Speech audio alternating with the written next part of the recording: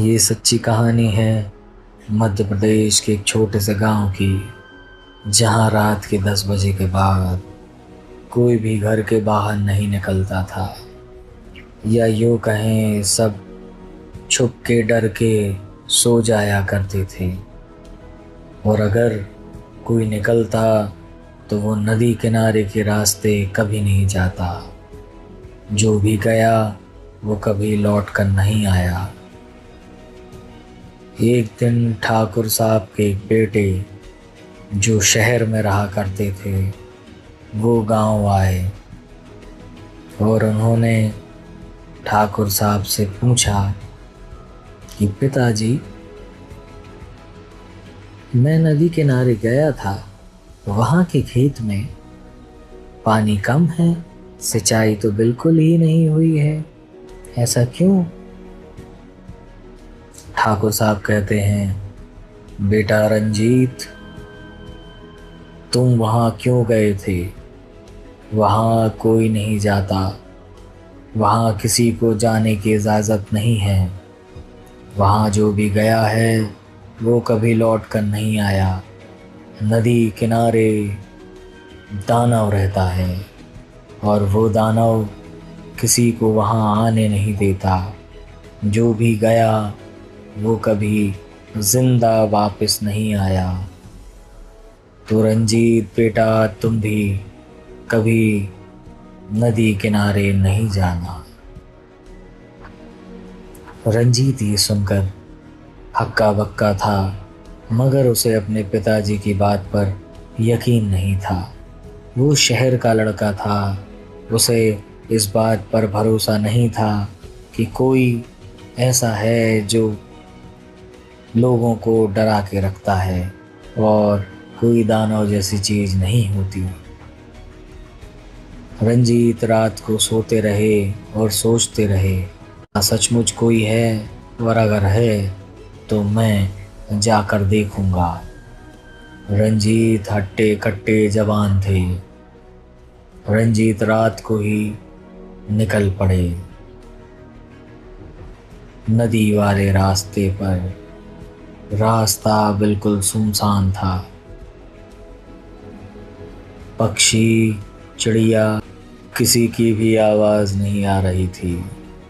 सुनसान रास्ता और सिर्फ हवा। रंजीत धीरे धीरे चलते गए। नदी के रास्ते चलते जा रहे थे। आगे जाते हैं, नदी के पास पहुँचते पहुँचते एक आवाज़ आती है, कौन हो तुम? यहाँ क्यों आए हो? फिर से आवाज़ आती है, कौन हो तुम? यहाँ क्यों आए हो? रंजीत बोलते हैं, तुम कौन हो जो यहाँ आवाज़ लगा रहा है लेकिन सामने नहीं आ रहा? वहाँ एक दानव प्रकट होता है और जोर से हंसता है, हा हा हा हा हा, मैं दानव हूँ। तुम कौन हो जिसे ये नहीं पता कि रात में जो भी यहाँ आएगा वो जिंदा नहीं जाएगा? रंजीत कहते हैं, मुझे तो सब पता है, मगर मैं भी देखूं तुम कितने शक्तिशाली हो जो तुम किसी को जाने नहीं देते। दानव रंजीत से कहते हैं, मैं तुम्हें जाने दूंगा, क्योंकि मैं किसी को भी पहली बार में नहीं मारता। ये तुम्हारी पहली गलती है, जो तुम नहीं जानते थे कि मैं यहाँ रहता हूँ। इसलिए तुम अपने घर लौट जाओ। मैं तुम्हें कुछ नहीं कहूँगा, और ये मेरी पहली चेतावनी है।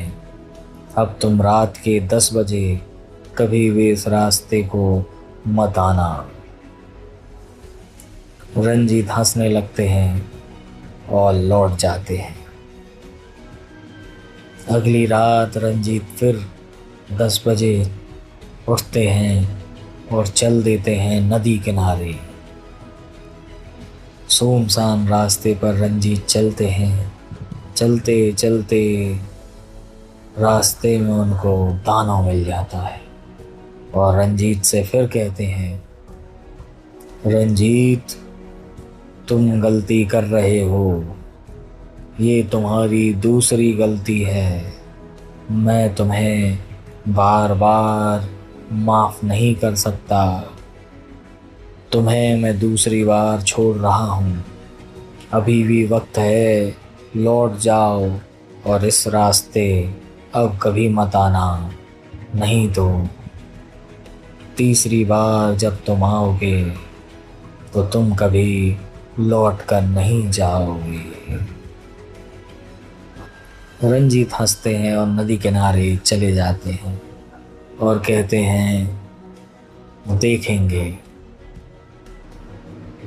अगली रात होती है। रंजीत फिर से उठते हैं और नदी किनारे वाले रास्ते पर चल देते हैं। रंजीत सोचते हैं कि अगर मैं बलशाली हूँ, मैं बुद्धिमान हूँ, तो मैं दानव को यहाँ से भगा दूँगा। और रंजीत चलते जाते हैं। रास्ते में नदी के किनारे पहुँचते ही दानव फिर प्रकट होता है और रंजीत को गुस्से में देखता है और कहता है, ये तुम्हारी भूल नहीं, ये तुम्हारी गलती है और अब तुम्हें रंजीत कोई नहीं बचा सकता मुझसे। हा हा हा हा हा। रंजीत कहता है, तुम में जितनी ताकत है तुम दिखा दो और मुझ में जितनी ताकत है मैं दिखाता हूँ। दानव रंजीत को पहला घूंसा मारता है।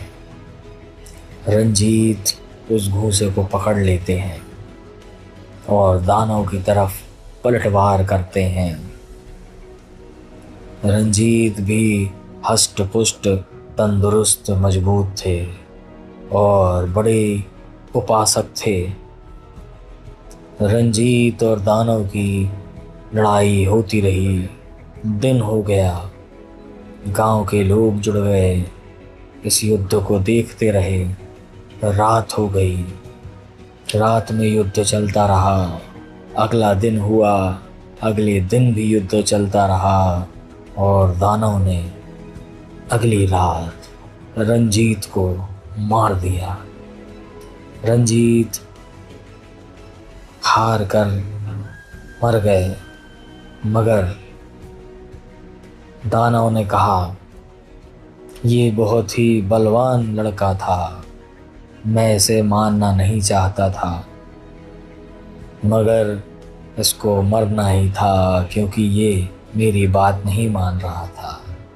परंतु मैं सभी गांव वालों को एक वरदान देना चाहता हूँ कि रात में उनके खेतों में पानी भरा रहेगा और उन्हें यहाँ आने की ज़रूरत नहीं है।